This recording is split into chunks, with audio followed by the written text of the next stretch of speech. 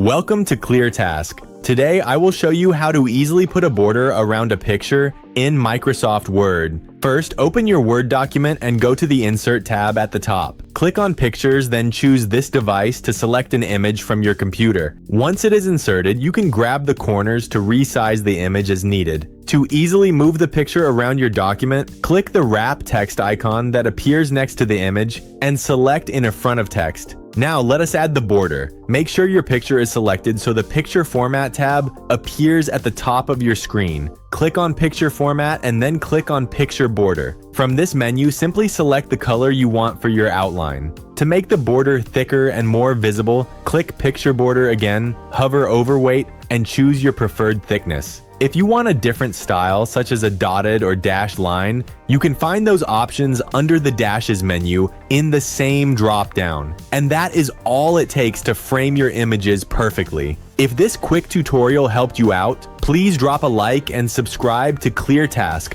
for more professional guides. Thanks for watching.